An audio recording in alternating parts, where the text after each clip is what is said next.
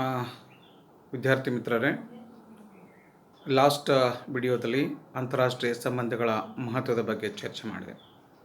ಈ ಒಂದು ವಿಡಿಯೋದಲ್ಲಿ ನಾನು ರಾಷ್ಟ್ರೀಯ ಶಕ್ತಿ ಬಗ್ಗೆ, ಅಂದರೆ ಎರಡನೇ ಚಾಪ್ಟರ್ ರಾಷ್ಟ್ರೀಯ ಶಕ್ತಿ ಅಥವಾ ಬಲ ಅಂತ ನಾವು ಕರಿತೀವಲ್ಲ, ಇದರ ಬಗ್ಗೆ ನಾನು ಚರ್ಚೆ ಮಾಡ್ತೀನಿ. ರಾಷ್ಟ್ರೀಯ ಶಕ್ತಿ ಅಂದರೆ ಏನು, ಒಂದು ರಾಷ್ಟ್ರ ಶಕ್ತಿತ್ವದಂಥ ರಾಷ್ಟ್ರ ಅಂತ ಅನ್ನಿಸ್ಕೊಳ್ಬೇಕಪ್ಪ ಅಂದ್ರೆ ಯಾವ ಸಂಗತಿಗಳನ್ನು ಹೊಂದಿರಬೇಕು ಅನ್ನುವಂಥ ಪ್ರಮುಖವಾದಂಥ ವಿಚಾರಗಳನ್ನು ಇವತ್ತಿನ ದಿವಸ ನಾನು ನಿಮ್ಮ ಜೊತೆಗೆ ಚರ್ಚೆ ಮಾಡ್ತಾ ಇದ್ದೇನೆ. ವಿದ್ಯಾರ್ಥಿ ಮಿತ್ರರೇ, ಈ ಒಂದು ಅಂತಾರಾಷ್ಟ್ರೀಯ ಸಂಬಂಧಗಳು ಅನ್ನುವಂಥ ವಿಷಯದಲ್ಲಿ ಈ ರಾಷ್ಟ್ರೀಯ ಶಕ್ತಿ ಅಥವಾ ಬಲ ಅಂತ ನಾವು ಕರಿತೀವಲ್ಲ, ಬಹಳಷ್ಟು ವಿವಾದಿತವಾದಂತಹ ಒಂದು ಕಲ್ಪನೆಯಾಗಿದೆ. ವಿದ್ಯಾರ್ಥಿಗಳೇ, ನಿಮ್ಗೆ ಗೊತ್ತಿರುವಂಥ ಅಂಶ, ಥಾಮಸ್ ಹಾಬ್ಸ್ ತನ್ನ ಲೇವಿಯಾತನ ಅನ್ನುವಂಥ ಗ್ರಂಥದಲ್ಲಿ ಶಕ್ತಿಯ ಬಗ್ಗೆ ಉಲ್ಲೇಖ ಮಾಡ್ತಾನೆ. ಆತನ ಪ್ರಕಾರ ರಾಜ್ಯ ಬಹಳಷ್ಟು ಶಕ್ತಿತ್ವವಾದಂಥ ರಾಜ್ಯ ಆಗಿರಬೇಕು. ರಾಜ ಮುಖ್ಯವಾಗಿ ಏನಪ್ಪ ಅಂದ್ರೆ ಅತಿ ಹೆಚ್ಚು ಅಧಿಕಾರವನ್ನು ಚಲಾಯಿಸುವಂಥ ಒಂದು ಅವಕಾಶ ಇರಬೇಕು.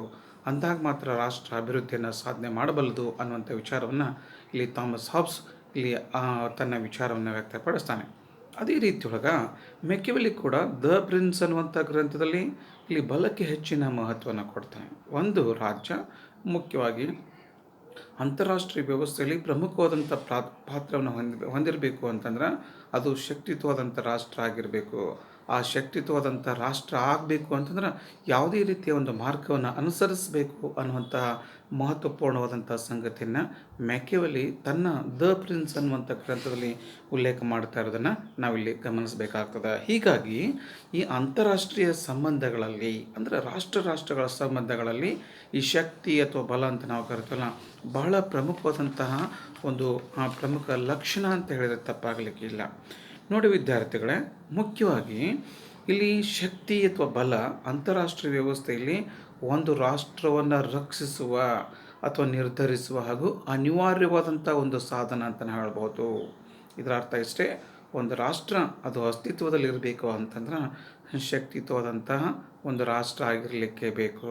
ಅಥವಾ ಶಕ್ತಿಹೀನವಾದಂಥ ರಾಷ್ಟ್ರ ಇದ್ದೆ ಅಂದ್ರೆ ಅದು ಅಂತಾರಾಷ್ಟ್ರೀಯ ವ್ಯವಸ್ಥೆಯಲ್ಲಿ ಪ್ರಮುಖವಾದಂಥ ಸ್ಥಾನವನ್ನು ಹೊಂದಲಿಕ್ಕೆ ಸಾಧ್ಯನೇ ಇಲ್ಲ ಅನ್ನುವಂಥ ವಿಚಾರವನ್ನು ನಾವು ವ್ಯಕ್ತಪಡಿಸ್ಬೋದು. ಒಂದು ವಿಚಾರವನ್ನು ನಾವು ಗಮನಿಸಿದಾಗ, ಇವತ್ತಿನ ಪ್ರಸ್ತುತ 21ನೇ ಶತಮಾನದಲ್ಲಿ ಅಂತಾರಾಷ್ಟ್ರೀಯ ವ್ಯವಸ್ಥೆಯಲ್ಲಿ ಸುಮಾರು 100 ರಾಷ್ಟ್ರಗಳು ಅಸ್ತಿತ್ವದಲ್ಲಿ ಇರುವುದನ್ನು ನಾವಿಲ್ಲಿ ಗಮನಿಸಬೇಕು. ಕೆಲವು ಬೃಹತ್ ರಾಷ್ಟ್ರಗಳು ಅಸ್ತಿತ್ವದಲ್ಲಿವೆ, ಆದರೆ ಬಹುತೇಕ ರಾಷ್ಟ್ರಗಳು ಬಲಹೀನ ಅಥವಾ ಮುಂದುವರಿತಾ ಇರುವಂತಹ ಆರ್ಥಿಕವಾಗಿ ಅಥವಾ ಬೇರೆ ಬೇರೆ ಕ್ಷೇತ್ರದೊಳಗೆ ಸಾಕಷ್ಟು ಹಿನ್ನಡೆಯನ್ನು ಇಲ್ಲಿ ಹೊಂದಿರೋದನ್ನು ನಾವಿಲ್ಲಿ ಗಮನಿಸಬೇಕಾಗ್ತದೆ. ಹೀಗಾಗಿ ಅಂತಾರಾಷ್ಟ್ರೀಯ ವ್ಯವಸ್ಥೆಯಲ್ಲಿ ಶಕ್ತಿ ಅಥವಾ ಬಲ ಅಂತ ನಾವು ಕರಿತೀವಲ್ಲ, ಅತ್ಯಂತ ಪ್ರಮುಖವಾದಂತಹ ಒಂದು ಮೂಲಾಂಶ ಅಂತ ಹೇಳಿದ್ರೆ ತಪ್ಪಾಗಲಿಕ್ಕಿಲ್ಲ. ಇಲ್ಲಿ ನಾವು ಅದನ್ನು ಬೇರೆ ಬೇರೆ ಹೆಸರಿನಿಂದ ಕರಿತೀವಿ. ಶಕ್ತಿ, ಸಾಮರ್ಥ್ಯ, ಪ್ರಭಾವ, ಒತ್ತಡ, ತೋಳ್ಬಲ, ಹೀಗೆ ಬೇರೆ ಬೇರೆ ಹೆಸರುಗಳಿಂದ ನಾವು ಈ ಒಂದು ಪದವನ್ನು ಇಲ್ಲಿ ಕರಿತಾ ಇರೋದನ್ನು ನಾವಿಲ್ಲಿ ಗಮನಿಸ್ಬೋದು.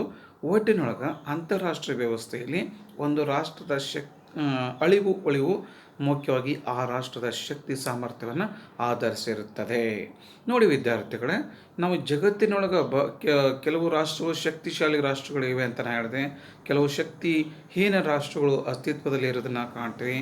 ನೀವು ಗಮನಿಸಬೇಕಾಗ್ತದೆ, ಇಲ್ಲಿ ಯಾವುದೇ ಒಂದು ರಾಷ್ಟ್ರ ಅದು ಬಲಿಷ್ಠ ರಾಷ್ಟ್ರ ಆಗಿರ್ಬೋದು ಅಥವಾ ಬಲಹೀನ ರಾಷ್ಟ್ರ ಆಗಿರ್ಬೋದು, ಅದು ತನ್ನ ವಿದೇಶಾಂಗ ನೀತಿಯನ್ನು ಯಾವ ಒಂದು ಬೇಸನ್ನು ಇಟ್ಕೊಂಡು ರಚನೆ ಮಾಡ್ತದೆ ಅಂತಂದ್ರೆ ಅದು it should be on the basis of ಬಲ ಅಥವಾ ಶಕ್ತಿ ಅಥವಾ ಪವರ್ ಅಂತ ನಾವು ಕರಿತೀವಲ್ಲ, ಆ ಒಂದು ಬೇಸನ್ನು ಇಟ್ಕೊಂಡೇ ರಾಷ್ಟ್ರಗಳು ತಮ್ಮ ಒಂದು ವಿದೇಶಾಂಗ ನೀತಿಯನ್ನು ಇಲ್ಲಿ ರೂಪಿಸ್ತಾ ಇರೋದನ್ನು ನಾವಿಲ್ಲಿ ಗಮನಿಸಬೇಕು. ಒಟ್ಟಾರೆ ಹೇಳಬೇಕು ಅಂತಂದ್ರೆ ಯಾವುದೇ ಒಂದು ರಾಷ್ಟ್ರ ತನ್ನ ಹಿತಾಸಕ್ತಿಯನ್ನು, ತನ್ನ ಒಂದು ವಿದೇಶಾಂಗ ನೀತಿಯನ್ನು ಅಥವಾ ಯಾವ ರಾಷ್ಟ್ರಗಳ ಜೊತೆಗೆ ಯಾವ ರೀತಿಯ ಸಂಬಂಧವನ್ನು ಹೊಂದಬೇಕು ಅನ್ನೋದನ್ನು ಮುಖ್ಯವಾಗಿ ಆ ರಾಷ್ಟ್ರಗಳು ತಮ್ಮ ಒಂದು ಶಕ್ತಿ ಸಾಮರ್ಥ್ಯವನ್ನು ಗಮನದಲ್ಲಿಟ್ಕೊಂಡೇ ಅವು ನಿರ್ಧಾರ ಮಾಡ್ತಾ ಇರೋದನ್ನು ನಾವಿಲ್ಲಿ ಗಮನಿಸಬೇಕಾಗ್ತದೆ. ಹೀಗಾಗಿ ಇಲ್ಲಿ ಮುಖ್ಯವಾಗಿ ರಾಷ್ಟ್ರೀಯ ಶಕ್ತಿಯು ಅದರ ನಾಗರಿಕತೆಯನ್ನಾಗಲಿ ಅಥವಾ ಅದರ ಸಂಸ್ಕೃತಿಯನ್ನಾಗಲಿ ಅಥವಾ ಇತರ ಒಂದು ಸಾಹಿತ್ಯಿಕ ಹಿನ್ನೆಲೆಯನ್ನು ಇಟ್ಕೊಂಡು ಅದು ರಚನೆ ಆಗೋದಿಲ್ಲ. ಬದಲಾಗಿ ಇದಕ್ಕೆ ಸಂಬಂಧಪಟ್ಟ ಹಾಗೆ ಪ್ರೊಫೆಸರ್ ಟೇಲರ್ ಒಂದು ಮಾತು ಹೇಳ್ತಾನೆ ನೋಡಿ, ಯುದ್ಧ ಮಾಡುವ ಸಾಮರ್ಥ್ಯವೇ ಒಂದು ರಾಷ್ಟ್ರ ಪ್ರಬಲ ರಾಷ್ಟ್ರ ಅನ್ನೋದನ್ನು ಪರೀಕ್ಷಿಸುವ ಒಂದು ಓರೆಗಲ್ಲಾಗಿದೆ ಅನ್ನುವಂಥ ವಿಚಾರವನ್ನು ಇಲ್ಲಿ ಪ್ರೊಫೆಸರ್ ಟೇಲರ್ ತನ್ನ ಅಭಿಪ್ರಾಯವನ್ನು ವ್ಯಕ್ತಪಡಿಸ್ತಾ ಇರೋದನ್ನ ಕಾಣ್ತೀವಿ. ಅಂದ್ರೆ ಅರ್ಥ ಇಷ್ಟೇ, ಒಂದು ರಾಷ್ಟ್ರ ಶಕ್ತಿಯುತವಾದಂಥ ರಾಷ್ಟ್ರ ಅಥವಾ ಬಲಹೀನ ರಾಷ್ಟ್ರ ಅಂತ ಅನ್ನೋದನ್ನು ನಿರ್ಧರಿಸುವಂಥ ಅಂಶ ಯಾವುದು ಅಂತಂದ್ರೆ ಅದು ಯುದ್ಧ ಮಾಡುವಂಥ ಸಾಮರ್ಥ್ಯ. ಅಂದ್ರೆ ರಾಷ್ಟ್ರ ಮಿಲಿಟ್ರಿ ಒಳಗೆ ಭಾಳಷ್ಟು ಸಾಮರ್ಥ್ಯವನ್ನು ಹೊಂದಿದ್ದೆ ಅಂತಂದ್ರೆ ಆ ರಾಷ್ಟ್ರ ಶಕ್ತಿಶಾಲಿಯ ರಾಷ್ಟ್ರ ಆಗಿರ್ತದೆ ಅನ್ನೋಂಥ ವಿಚಾರವನ್ನು ನಾವಿಲ್ಲಿ ಗಮನಿಸಬೇಕಾಗ್ತದೆ. ಹೀಗಾಗಿ ಇಲ್ಲಿ ರಾಷ್ಟ್ರಗಳು ಅಂತಾರಾಷ್ಟ್ರೀಯ ವ್ಯವಸ್ಥೆಯಲ್ಲಿ ತಮ್ಮ ಒಂದು ಹಿತಾಸಕ್ತಿಯನ್ನು, ತಮ್ಮ ರಾಷ್ಟ್ರ ಹಿತಾಸಕ್ತಿಯನ್ನು ಸಾಧಿಸಲಿಕ್ಕೆ ಇಲ್ಲಿ ಶಕ್ತಿಯನ್ನು ಬಳಕೆ ಮಾಡ್ಕೊಳ್ತಾವೆ. ಇವತ್ತಿನ ದಿವಸ ಅಮೇರಿಕಾ, ನಾವು ಉದಾಹರಣೆ ಹೇಳಬೇಕಪ್ಪ ಅಂದ್ರೆ ಜಗತ್ತಿನೊಳಗೆ ಅತ್ಯಂತ ಬಲಿಷ್ಠ ರಾಷ್ಟ್ರ ಅಮೇರಿಕಾ ತನ್ನ ಹಿತಾಸಕ್ತಿಯನ್ನು, ತನ್ನ ಶಕ್ತಿ ಸಾಮರ್ಥ್ಯವನ್ನು, ತನ್ನ ಪ್ರಭಾವವನ್ನು ಬೇರೆ ರಾಷ್ಟ್ರಗಳ ಮೇಲೆ ಬೀರಲಿಕ್ಕೆ ಅದು ಮುಖ್ಯವಾಗಿ ಬಳಕೆ ಮಾಡುವಂಥ ತಂತ್ರ ಯಾವುದು ಅಂತಂದ್ರೆ ಅದು ಆ ರಾಷ್ಟ್ರದ ಮಿಲಿಟ್ರಿ ಸಾಮರ್ಥ್ಯ ಅಂತ ನಾವು ಕರಿತೀವಿ. ಇವತ್ತಿನ ದಿವಸ ಜಗತ್ತಿನೊಳಗೆ ಅತ್ಯಂತ ಬಲಿಷ್ಠ ರಾಷ್ಟ್ರ ಅಂದ್ರೆ ಅದು ಅಮೇರಿಕಾ. ಅದೇ ರೀತಿಯೊಳಗೆ ಚೈನಾ, ರಷ್ಯಾ, ಇವತ್ತಿನ ದಿವಸ ಇವು ಮಿಲಿಟ್ರಿ ದೃಷ್ಟಿಕೋನದಲ್ಲೂ ಕೂಡ ನಾಟ್ ಓನ್ಲಿ ಮಿಲಿಟ್ರಿ, ಆರ್ಥಿಕ ದೃಷ್ಟಿಕೋನದಲ್ಲೂ ಕೂಡ ಬಹಳಷ್ಟು ಸಾಮರ್ಥ್ಯವನ್ನು ಹೊಂದಿರುವಂಥ ರಾಷ್ಟ್ರಗಳಾಗಿವೆ. ಹೀಗಾಗಿ ಆ ರಾಷ್ಟ್ರಗಳು ಇವತ್ತಿನ ದಿವಸ ಪ್ರಮುಖವಾದಂಥ ಸ್ಥಾನವನ್ನು ಅಥವಾ ಅಂತಾರಾಷ್ಟ್ರೀಯ ವ್ಯವಸ್ಥೆಯನ್ನು ನಿರ್ಧರಿಸುವಂತಹ ಒಂದು ಶಕ್ತಿಯನ್ನು ಪಡೆದಿವೆ ಅಂತ that is because of their national power ಅಂತಂದು ನಾವಿಲ್ಲಿ ಹೇಳಬೇಕಾಗ್ತದೆ. ಹೀಗಾಗಿ ರಾಷ್ಟ್ರಗಳು ಒಟ್ಟಾರೆ ಹೇಳಬೇಕು ಅಂದರೆ ತಮ್ಮ ಹಿತಾಸಕ್ತಿಯನ್ನು, ತಮ್ಮ ಶಕ್ತಿ ಸಾಮರ್ಥ್ಯವನ್ನು ಇಲ್ಲಿ ನಿರ್ಧಾರ ಮಾಡುವ ಒಂದು ಪ್ರಮುಖವಾದಂಥ ಅಂಶ ಅಂತಂದ್ರೆ ಅದು ಬಲ ಅಥವಾ ಶಕ್ತಿ ಅಂತ ಹೇಳಿದ್ರೆ ತಪ್ಪಾಗಲಿಕ್ಕಿಲ್ಲ. ಜೊತೆಗೆ ತಮ್ಮ ಹಿತಾಸಕ್ತಿಯನ್ನು ರಕ್ಷಣೆ ಮಾಡ್ಕೊಳ್ಳೋದ್ರ ಜೊತೆಗೆ ಅವು ತಮ್ಮ ಸಮಸ್ಯೆಗಳ ಪರಿಹಾರಕ್ಕೂ ಕೂಡ ಅವು ಏನು ಮಾಡ್ತಾವೆ ಅಂದ್ರೆ ಇಲ್ಲಿ ಶಕ್ತಿಯನ್ನು ಬಳಕೆ ಮಾಡ್ಕೊಳ್ತಾವೆ.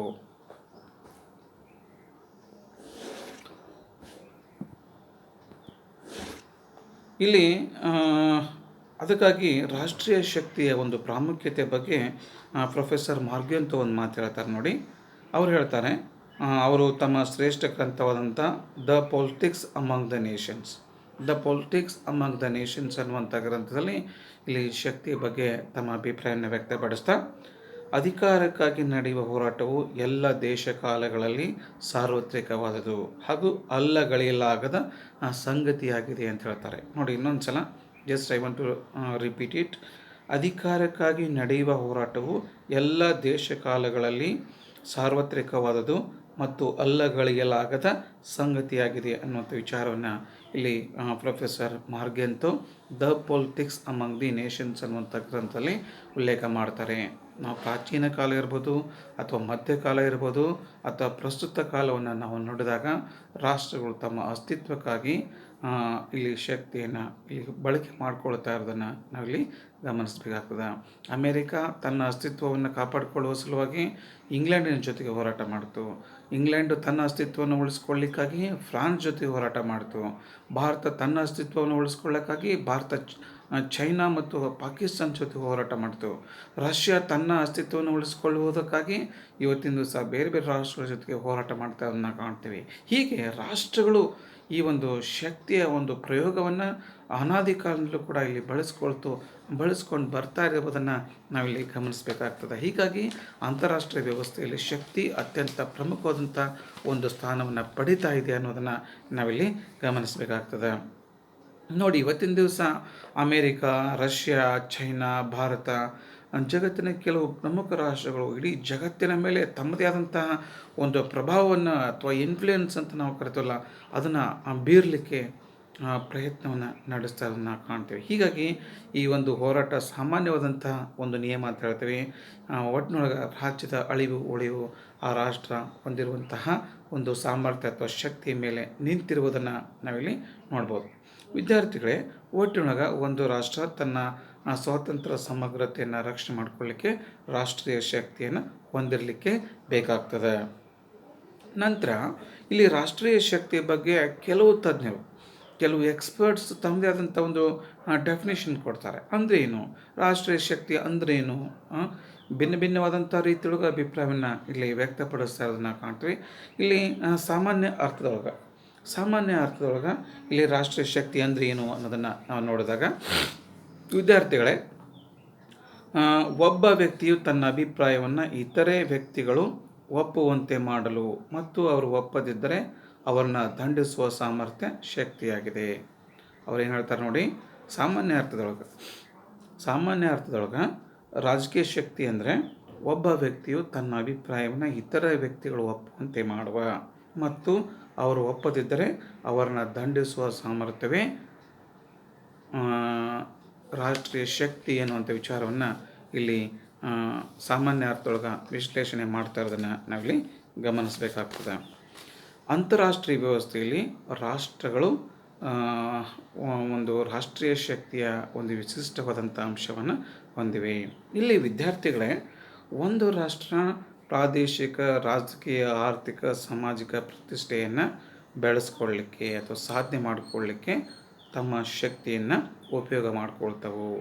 ಇಲ್ಲಿ America, England, prawns, Germany, Japan, China, Bharat ಇವು ಏನು ಮಾಡ್ತವಪ್ಪ ಅಂದ್ರೆ ರಾಜಕೀಯವಾಗಿ, ಆರ್ಥಿಕವಾಗಿ, ಸಾಮಾಜಿಕವಾಗಿ, ಶೈಕ್ಷಣಿಕವಾಗಿ, ಸಾಂಸ್ಕೃತಿಕವಾಗಿ ಹೀಗೆ ಬೇರೆ ಬೇರೆ ರೀತಿಯೊಳಗೆ ಅದನ್ನು ಬಳಕೆ ಮಾಡಿಕೊಳ್ಳಿಕ್ಕೆ ಅವು ಏನು ಮಾಡ್ತಾವೆ ಅಂತಂದ್ರೆ ತಮ್ಮ ಶಕ್ತಿ ಸಾಮರ್ಥ್ಯವನ್ನು ಅಥವಾ ಬಲವನ್ನು ಪ್ರಯೋಗ ಮಾಡ್ತಾ ಇರೋದನ್ನು ನಾವಿಲ್ಲಿ ಗಮನಿಸಬೇಕಾಗ್ತದೆ. ಹೀಗಾಗಿ ಒಟ್ಟಿನೊಳಗೆ ಅಂತಾರಾಷ್ಟ್ರೀಯ ವ್ಯವಸ್ಥೆಯೊಳಗೆ ರಾಷ್ಟ್ರೀಯ ಹಿತಾಸಕ್ತಿಯನ್ನು ರಕ್ಷಿಸುವಂಥ ಉದ್ದೇಶದಿಂದ ಇತರ ರಾಷ್ಟ್ರಗಳ ಮೇಲೆ ಹೇರುವಂಥ ಸಾಮರ್ಥ್ಯವನ್ನು ನಾವು ಶಕ್ತಿ ಅಂತ ನಾವು ಕರಿಬಹುದು. ಇಲ್ಲಿ ಇನ್ನೂ ಒಬ್ಬ ಶ್ರೇಷ್ಠ ರಾಜಕೀಯ ತಜ್ಞ ಅಂತಾರಾಷ್ಟ್ರೀಯವಾದಿ ಹೇಳ್ತಾನೆ ನೋಡಿ. ಏನು ಹೇಳ್ತಾನೆ? ಪ್ರೊಫೆಸರ್ ಮಾರ್ಗೆಂಟೊ ತಮ್ಮ ಪವರ್ ಅಮಂಗ್ ದಿ ನೇಷನ್ಸ್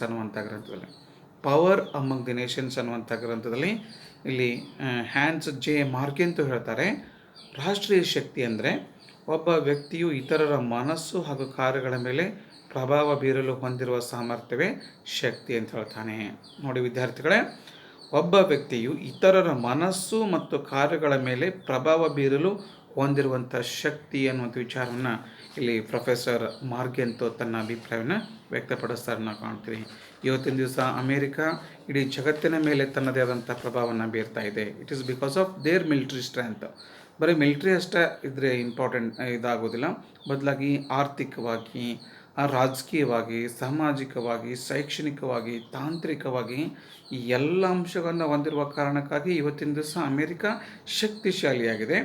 ಈ ಒಂದು ಶಕ್ತಿಯನ್ನು ಗಮನದಲ್ಲಿಟ್ಕೊಂಡು ಅದು ಇತರ ರಾಷ್ಟ್ರಗಳ ಮೇಲೆ ತನ್ನದೇ ಆದಂಥ ರೀತಿಯ ಪ್ರಭಾವವನ್ನು ಬೀರ್ತಾ ಇದೆ. ಅದೇ ರೀತಿಯಾಗಿ ರಷ್ಯಾ, ಆಮೇಲೆ ಚೈನಾ, ಬೇರೆ ಬೇರೆ ರಾಷ್ಟ್ರಗಳು ಕೂಡ ಈ ಎಲ್ಲ ಅಂಶಗಳನ್ನು ಹೊಂದಿರುವ ಕಾರಣಕ್ಕಾಗಿ ಕೇವಲ ಮಿಲಿಟ್ರಿಯಿಂದ ಮಾತ್ರ ಅದು ಸಾಧನೆ ಮಾಡಲಿಕ್ಕೆ ಸಾಧ್ಯ ಆಗೋದಿಲ್ಲ ಅಥವಾ ಇನ್ಫ್ಲೂಯೆನ್ಸನ್ನು ಬೀರಲಿಕ್ಕೆ ಸಾಧ್ಯ ಆಗೋದಿಲ್ಲ. ಅದರ ಜೊತೆಗೆ ಇತರ ಆರ್ಥಿಕ, ಸಾಮಾಜಿಕ, ಶೈಕ್ಷಣಿಕ, ಸಾಂಸ್ಕೃತಿಕ, ತಾಂತ್ರಿಕ ಹೀಗೆ ಎಲ್ಲ ಅಂಶಗಳಿದ್ದಾಗ ಮಾತ್ರ ಇಲ್ಲಿ ಅದನ್ನು ನಾವು ಶಕ್ತಿಯುತವಾದಂಥ ರಾಷ್ಟ್ರ ಅಂತ ಅನ್ನಲಿಕ್ಕೆ ಸಾಧ್ಯ ಆಗ್ತದೆ. ಅಮೇರಿಕಾ, ಚೈನಾ, ಜಪಾನ್ ಇನ್ಕ್ಲೂಡಿಂಗ್ ಭಾರತವು ಕೂಡ ತಕ್ಕ ಮಟ್ಟಿಗೆ ಇವತ್ತಿನ ದಿವಸ ತನ್ನದೇ ಆದಂಥ ಒಂದು ಶಕ್ತಿ ಸಾಮರ್ಥ್ಯವನ್ನು ಇಲ್ಲಿ ತೋರ್ಪಡಿಸ್ತಾ ಇರೋದನ್ನು ನಾವಿಲ್ಲಿ ನೋಡ್ಬೋದು. ಹಾಗಾದರೆ ಇಲ್ಲಿ ಹೆನ್ರಿ ಕಿಸೆಂಜರ್ ಅನ್ನುವಂಥ ಒಬ್ಬ ಶ್ರೇಷ್ಠ ರಾಜಕೀಯ ತಜ್ಞ, ಒಬ್ಬ ಅಂತಾರಾಷ್ಟ್ರೀಯವಾದಿ ಅಂತ ನಾವು ಕರಿತೀವಿ. ಅವರು ಹೇಳ್ತಾರೆ ನೋಡಿ, power is the ultimate aphrodisiac ಅಂತ ಹೇಳ್ತಾರೆ. Power is the ultimate aphrodisiac ಅಂತ. Power is the ultimate aphrodisiac. ಶಕ್ತಿಯು ಪರ್ಯಾಯವಾದ ಉದ್ದೀಪನ ಔಷಧಿ ಅಂತ ಹೇಳಿ ಕರೀತಾರೆ. ಶಕ್ತಿಯು ಪರ್ಯಾಯವಾದ ಉದ್ದೀಪನ ಔಷಧಿ ಅನ್ನುವಂಥ ವಿಚಾರವನ್ನು ಇಲ್ಲಿ ಹೆನ್ರಿ ಕಿಸೆಂಜರ್ ತನ್ನ ಅಭಿಪ್ರಾಯವನ್ನು ವ್ಯಕ್ತಪಡಿಸ್ತಾನೆ. ಹಾಗಾದರೆ ಪ್ರೊಫೆಸರ್ ಹಾರ್ಟ್ಮನ್ ಅವರು ಏನು ಹೇಳ್ತಾರೆ ನೋಡೋಣ. ಒಂದು ಸಾರ್ವಭೌಮ ರಾಷ್ಟ್ರವು ತನ್ನ ರಾಷ್ಟ್ರೀಯ ಹಿತಾಸಕ್ತಿಯನ್ನು ಸಾಧಿಸಲು ಉಪಯೋಗಿಸುವ ಸಾಮರ್ಥ್ಯವೇ ಶಕ್ತಿ. ನೋಡಿ ವಿದ್ಯಾರ್ಥಿಗಳೇ, ಇಲ್ಲಿ ಹೇಳ್ತಾರೆ ನೋಡ್ರಿ, ತನ್ನ ಹಿತಾಸಕ್ತಿಯನ್ನು ಸಾಧನೆ ಮಾಡಲು ಉಪಯೋಗಿಸುವಂಥ ಶಕ್ತಿ ಸಾಮರ್ಥ್ಯವನ್ನು. ಯಾಕಂದರೆ ಎಷ್ಟೋ ಸಂದರ್ಭದಲ್ಲಿ ಆರ್ಥಿಕ ಶಕ್ತಿಯನ್ನು ಪ್ರಯೋಗ ಮಾಡ್ಬೋದು, ಮಿಲಿಟ್ರಿ ಶಕ್ತಿಯನ್ನು ಪ್ರಯೋಗ ಮಾಡ್ಬೋದು, ಅಥವಾ ಇನ್ನೊಂದು ಶಕ್ತಿಯನ್ನು ಪ್ರಯೋಗ ಮಾಡ್ಬೋದು. ಅಂದರೆ ಇದರ ಅರ್ಥ ಇಷ್ಟೇ, ಬರೀ ಕೇವಲ ಮಿಲಿಟ್ರಿ ಶಕ್ತಿಯನ್ನು ನಾವು ಮಾತ್ರ ಬಲ ಅಂತ ನಾವು ಕರೀಲಿಕ್ಕೆ ಬರೋದಿಲ್ಲ. ಇತರ ಒಟ್ಟಿನೊಳಗೆ ಆ ಒಂದು ರಾಷ್ಟ್ರದ ಹಿತಾಸಕ್ತಿಯನ್ನು ಸಾಧ್ಯ ಮಾಡಲಿಕ್ಕೆ ಯಾವುದು ಅತ್ಯಂತ ಅವಶ್ಯಕತೆಯೋ ಇದೆಯೋ ಅದನ್ನು ನಾವು ರಾಷ್ಟ್ರೀಯ ಶಕ್ತಿ ಅಂತ ಕರಿತೇವೆ ಅನ್ನೋ ವಿಚಾರವನ್ನು ಇಲ್ಲಿ ಪ್ರೊಫೆಸರ್ ಹಾರ್ಟ್ಮನ್ ತನ್ನ ಅಭಿಪ್ರಾಯವನ್ನು ವ್ಯಕ್ತಪಡಿಸೋದನ್ನು ನಾವಿಲ್ಲಿ ಗಮನಿಸ್ಬೋದು. ವಿದ್ಯಾರ್ಥಿಗಳೇ, ಇಲ್ಲಿ ಸ್ಕ್ವೆಂಜನ್ ಬರ್ಗರ್ ಏನು ಹೇಳ್ತಾನೆ ನೋಡ್ರಿ, ರಾಷ್ಟ್ರೀಯ ಶಕ್ತಿ ಬಗ್ಗೆ ಹೇಳ್ತಾನೆ. ಒಬ್ಬರ ಇಚ್ಛೆಯನ್ನು ಇತರರ ಮೇಲೆ ಹೇರುವ ಸಾಮರ್ಥ್ಯ, ಒಬ್ಬರ ಇಚ್ಛೆಯನ್ನು ಇತರರ ಮೇಲೆ ಹೇರುವ ಸಾಮರ್ಥ್ಯ ಮತ್ತು ಆ ಇಚ್ಛೆಯ ಅನುಸಾರ ನಡೆಯದಿದ್ದಾಗ ಸೂಕ್ತ ಕ್ರಮಗಳನ್ನು ಬಳಸಿ ತನ್ನ ಇಚ್ಛೆಯನ್ನು ಅವರ ಮೇಲೆ ವಿಧಿಸುವಂಥ ಸಾಮರ್ಥ್ಯವಾಗಿರ್ತದೆ ಅಂತ ಹೇಳ್ತಾನೆ. ಒಬ್ಬರ ಇಚ್ಛೆಯನ್ನು ಇತರರ ಮೇಲೆ ಹೇರುವ ಸಾಮರ್ಥ್ಯ ಮತ್ತು ಆ ಇಚ್ಛೆಯ ಅನುಸಾರ ನಡೆಯದಿದ್ದಾಗ ಸೂಕ್ತ ಕ್ರಮಗಳನ್ನಾದರೂ ಬಳಸಿ ತನ್ನ ಇಚ್ಛೆಯನ್ನು ಅವರ ಮೇಲೆ ವಿಧಿಸುವಂಥ ಸಾಮರ್ಥ್ಯ ಅನ್ನೋದು ವಿಚಾರವನ್ನು ಇಲ್ಲಿ ಬರ್ಗರ್ ತನ್ನ ಅಭಿಪ್ರಾಯವನ್ನು ವ್ಯಕ್ತಪಡಿಸ್ತಾನೆ. ನೋಡಿ ವಿದ್ಯಾರ್ಥಿಗಳು, ಈಗ ಇದನ್ನು ರೀಸೆಂಟಾಗಿ ನಾವು ಎಕ್ಸಾಂಪಲ್ ಕೊಡಬೇಕಪ್ಪ ಅಂದ್ರೆ ಇರಾನ್ ನ್ಯೂಕ್ಲಿಯರ್ ಪವರನ್ನು ಬಳಕೆ ಮಾಡ್ಕೊಳ್ತಾ ಇತ್ತು, ಅದನ್ನು ಅಭಿವೃದ್ಧಿಪಡಿಸ್ತಾ ಇತ್ತು.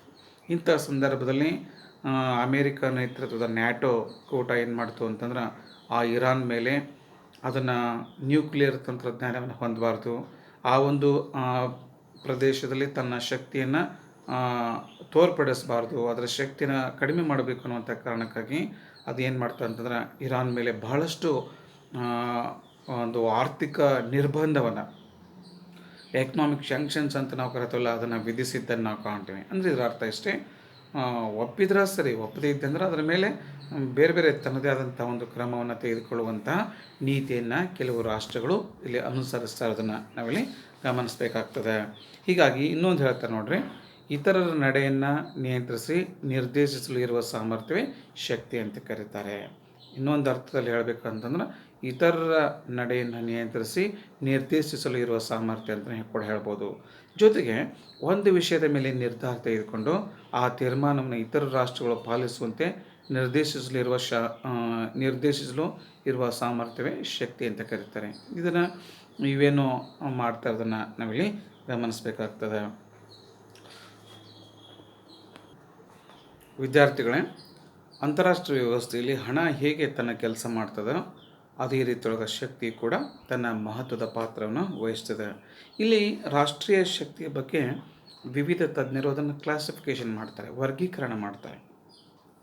ಇಲ್ಲಿ ಇ ಎಚ್ ಕಾರ್ ಅನ್ನುವಂಥ ಒಬ್ಬ ಅಂತಾರಾಷ್ಟ್ರೀಯ ತಜ್ಞ ಹೇಳ್ತಾನೆ ನೋಡಿ, ಅವರು 3 ವಿಧಗಳನ್ನು ಮಾಡ್ತಾರೆ: ಸೈನಿಕ, ಆರ್ಥಿಕ ಮತ್ತು ಅಭಿಪ್ರಾಯ ಶಕ್ತಿ. ರಾಷ್ಟ್ರೀಯ ಶಕ್ತಿಯ ಪ್ರಮುಖವಾದಂಥ ಅಂಶಗಳು ಯಾವುವು ಅಂತಂದ್ರೆ ಇ ಎಚ್ ಕಾರ್ ಅವರ ಪ್ರಕಾರ ಮೊದಲನೇದಾಗಿ ಸೈನಿಕ, ಆರ್ಥಿಕ ಮತ್ತು ಅಭಿಪ್ರಾಯ ಶಕ್ತಿ ಅಂತ ಹೇಳ್ಬೋದು. ನಂತರ ಇಲ್ಲಿ ಮಾರ್ಕೆಂತೋ 2 ವಿಧಗಳನ್ನು ಮಾಡ್ತಾರೆ. ಅವರ ಪ್ರಕಾರ ನೋಡಿ 2 ವಿಧಗಳು. ಒಂದು ಸ್ಥಿರವಾದಂಥ ಅಂಶಗಳು, ಸ್ಟ್ಯಾಟಿಕ್ ಅಂತ ನಾವು ಕರಿತೀವಲ್ಲ ಅವುಗಳು. ಅದರೊಳಗೆ ಯಾವ್ಯಾವ ಬರ್ತವೆ ಅಂತಂದ್ರೆ ಭೌಗೋಳಿಕ ಅಂಶಗಳು, ಪ್ರಾಕೃತಿಕ ಸಂಪತ್ತು ಇವೆಲ್ಲ ಬರ್ತವೆ. ಇನ್ನು ಎರಡನೇದಾಗಿ ಬದಲಾಗುವಂಥ ಅಂಶಗಳು, ಅಂದರೆ ವೇರಿಯೇಬಲ್ ಫ್ಯಾಕ್ಟರ್ಸ್ ಅಂತ ನಾವು ಕರಿತೀವಲ್ಲ, ಅಂದರೆ ರಾಷ್ಟ್ರೀಯ ನೀತಿ, ರಾಯಭಾರ, ವ್ಯವಹಾರ ಅಂತ ನಾವು ಕರಿಬೋದು. ಇನ್ನು ಹಾರ್ಟ್ಮನ್ ಅವರು ರಾಷ್ಟ್ರೀಯ ಶಕ್ತಿಯನ್ನು 6 ವಿಧಗಳನ್ನು ಮಾಡ್ತಾರೆ. ಒಂದನೇದು ಭೌಗೋಳಿಕ ಅಂಶಗಳು, ಎರಡನೇದಾಗಿ ಆರ್ಥಿಕ ಅಂಶಗಳು, ಮೂರನೇದಾಗಿ ಐತಿಹಾಸಿಕ ಅಂಶಗಳು, ನಾಲ್ಕನೇದಾಗಿ ಸಾಮಾಜಿಕ ಅಂಶಗಳು, ಐದನೇದಾಗಿ ಸರ್ಕಾರದ ವ್ಯವಸ್ಥೆ, ಆರನೇದಾಗಿ ಆಡಳಿತ ಮತ್ತು ಸೈನಿಕ ಶಕ್ತಿ. ನೋಡಿ 6 ವಿಧದೊಳಗೆ ಒಂದು ರಾಷ್ಟ್ರ ಶಕ್ತಿಶಾಲಿ ಆಗಿರಬೇಕಪ್ಪ ಅಂದರೆ ಈ ಅಂಶಗಳನ್ನು ಹೊಂದಿರಬೇಕು ಅನ್ನೋದು ವಿಚಾರವನ್ನು ಇಲ್ಲಿ ಹಾರ್ಟಮನ್ ತನ್ನ ಅಭಿಪ್ರಾಯವನ್ನು ವ್ಯಕ್ತಪಡಿಸ್ತಾನೆ. ಒಟ್ಟಿನೊಳಗೆ Machiavelli, Hobbes, Max Weber, Morgenthau, Catlin, E H Carr, C W Mills, Lasswell, Martin Kaplan ಇವರೆಲ್ಲರೂ ಕೂಡ ರಾಷ್ಟ್ರೀಯ ಶಕ್ತಿಯ ಬಗ್ಗೆ ತಮ್ಮದೇ ಆದಂತಹ ಒಂದು ವಿಶಿಷ್ಟ ರೀತಿಯ ಒಂದು ಅಭಿಪ್ರಾಯವನ್ನು ಇಲ್ಲಿ ವ್ಯಕ್ತಪಡಿಸ್ತಾ ಇರೋದನ್ನು ನಾವಿಲ್ಲಿ ಗಮನಿಸಬೇಕಾಗ್ತದೆ. ವಿದ್ಯಾರ್ಥಿಗಳೇ, ಇದು ಜಸ್ಟ್ ಇಂಟ್ರೊಡಕ್ಷನ್ ಆಯಿತು. ಇನ್ನು ರಾಷ್ಟ್ರೀಯ ಶಕ್ತಿಯ ಸ್ವರೂಪ ಮತ್ತು ಅದರ ಪ್ರಾಮುಖ್ಯತೆ ಬಗ್ಗೆ ನಾವು ನೋಡಿದಾಗ ಅಂತಾರಾಷ್ಟ್ರೀಯ ಸಂಬಂಧಗಳಲ್ಲಿ ರಾಷ್ಟ್ರೀಯ ಶಕ್ತಿ ಮಹತ್ವದ ಪಾತ್ರನ ವಹಿಸದ ಅನ್ನೋದರಲ್ಲಿ ಯಾವುದೇ ರೀತಿಯ ಸಂದೇಹ ಇಲ್ಲ. ಇಲ್ಲಿ ರಾಷ್ಟ್ರಗಳು ಹೊಂದಿರುವಂಥ ವರ್ಚಸ್ಸು ಅವುಗಳ ಒಂದು ಶಕ್ತಿಯನ್ನು ಇಲ್ಲಿ ನಿರ್ಧಾರ ಮಾಡ್ತವೆ. ಜೊತೆಗೆ ಯಾವ ರಾಷ್ಟ್ರ ಅಂತಾರಾಷ್ಟ್ರೀಯ ವ್ಯವಸ್ಥೆಯಲ್ಲಿ ಎಲ್ಲ ರೀತಿಯ ಒಂದು ಸಾಮರ್ಥ್ಯವನ್ನು ಹೊಂದಿರ್ತೋ ಆ ರಾಷ್ಟ್ರಗಳು ಇಡೀ ಜಗತ್ತಿನ ಒಂದು ಅಂತಾರಾಷ್ಟ್ರೀಯ ನೀತಿಯನ್ನು ನಿರ್ಧರಿಸುವಂಥ ಸಾಮರ್ಥ್ಯವನ್ನು ಇಲ್ಲಿ ಸಾಮಾನ್ಯವಾಗಿ ಹೊಂದಿರ್ತವೆ. ಇನ್ನೂ ಒಂದು ವಿಚಾರ ಹೇಳಬೇಕು ಅಂತಂದ್ರೆ ಈ ಒಂದು ರಾಷ್ಟ್ರೀಯ ಶಕ್ತಿ ಅಂತ ನಾವು ಕರಿತೀವಲ್ಲ, ಇದು ಸ್ಥಿರವಾದದಲ್ಲ, ಅದು ಬದಲಾಗುವಂಥ ಗುಣಗಳನ್ನು ಹೊಂದಿರ್ತದೆ. ಇದನ್ನು ನಾನು ಒಂದು ಎಕ್ಸಾಂಪಲನ್ನು ಕೊಡಲಿಕ್ಕೆ ಇಷ್ಟಪಡ್ತೇನೆ.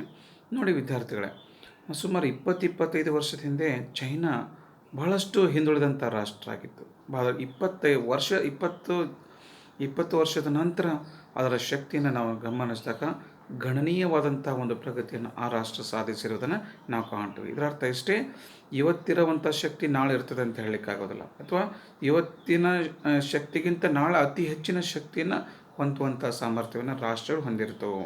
ಓಕೆ. ಇನ್ನೊಂದು ಉದಾಹರಣೆ ಹೇಳಬೇಕು ಅಂದ್ರೆ, ಇಂಗ್ಲೆಂಡ್ 1945ಕ್ಕಿಂತ ಪೂರ್ವದೊಳಗೆ ಇಡೀ ಜಗತ್ತನ್ನೇ ಗೆಲ್ಲುವಂಥ ಸಾಮರ್ಥ್ಯವನ್ನು ಹೊಂದಿತ್ತು. ಇಡೀ ಜಗತ್ತಿನೊಳಗೆ ಕಲೋನಿಯಲ್ ಅಥವಾ ವಸಾಹತುಗಳನ್ನು ನಿರ್ಮಾಣ ಮಾಡಿತ್ತು. ಬಟ್ ಇವತ್ತಿನ ದಿವಸ ಅಂತಾರಾಷ್ಟ್ರೀಯ ವ್ಯವಸ್ಥೆಯಲ್ಲಿ ಆ ರಾಷ್ಟ್ರ ಅಷ್ಟೊಂದು ಪ್ರಮುಖವಾದಂಥ ಸ್ಥಾನವನ್ನು ಹೊಂದಿಲ್ಲ. ಯಾಕಂದ್ರೆ ಅದು ಇವತ್ತಿನ ದಿವಸ ಅದಕ್ಕಿಂತಲೂ ಹೆಚ್ಚಿನ ಶಕ್ತಿ ಸಾಮರ್ಥ್ಯವನ್ನು ಇಲ್ಲಿ ಬಹಳಷ್ಟು ರಾಷ್ಟ್ರಗಳು ಹೊಂದಿರೋದನ್ನು ನಾವು ಕಾಣ್ತೀವಿ. ಅಮೇರಿಕ ಇರ್ಬೋದು, ರಷ್ಯಾ ಇರ್ಬೋದು, ಫ್ರಾನ್ಸ್ ಇರ್ಬೋದು, ಜರ್ಮನಿ ಇರ್ಬೋದು, ಚೈನಾ ಇರ್ಬೋದು, ಭಾರತ ಇರ್ಬೋದು, ಜಪಾನ್ ಇರ್ಬೋದು. ಹೀಗೆ ಕೆಲವು ರಾಷ್ಟ್ರಗಳು ಇಂಗ್ಲೆಂಡಿಗಿಂತಲೂ ಕೂಡ ಇವತ್ತಿನ ದಿವಸ ಅಂತಾರಾಷ್ಟ್ರೀಯ ವ್ಯವಸ್ಥೆಯಲ್ಲಿ ಪ್ರಮುಖವಾದಂಥ ಸ್ಥಾನವನ್ನು ಇಲ್ಲಿ ಹೊಂದಿರೋದನ್ನು ನಾವಿಲ್ಲಿ ಗಮನಿಸಬೇಕಾಗ್ತದೆ. ಒಟ್ಟಿನೊಳಗೆ ಇದು ಸ್ಥಿರತೆಯನ್ನು ಹೊಂದಿಲ್ಲ, ಬದಲಾಗಿ ಬದಲಾಗುವಂಥ ಗುಣವನ್ನು ಇಲ್ಲಿ ಹೊಂದಿರುವುದನ್ನು ನಾವಿಲ್ಲಿ ಗಮನಿಸಬೇಕಾಗ್ತದೆ. ಇಲ್ಲಿ ಪ್ರೊಫೆಸರ್ ಹಾಲ್ಟ್ಮನ್ ಅವರು ಒಂದು ಮಾತು ಹೇಳ್ತಾರೆ ನೋಡಿ, ರಾಷ್ಟ್ರವೊಂದರ ಭದ್ರತೆಯು ಅದು ಹೊಂದಿರುವ ಶಕ್ತಿಯನ್ನು ಅವಲಂಬಿಸಿರುತ್ತದೆ. ರಾಷ್ಟ್ರವು ಹೊಂದಿರುವ ಭದ್ರತೆಯು ಅದು ಹೊಂದಿರುವಂಥ ಶಕ್ತಿಯನ್ನು ಅವಲಂಬಿಸಿರ್ತದೆ ಅನ್ನುವಂಥ ವಿಚಾರವನ್ನು ಇಲ್ಲಿ ತಮ್ಮ ಅಭಿಪ್ರಾಯವನ್ನು ಇಲ್ಲಿ ಯಾರು ಪ್ರೊಫೆಸರ್ ಹಾಲ್ಟ್ಮನ್ ತನ್ನ ಅಭಿಪ್ರಾಯವನ್ನು ವ್ಯಕ್ತ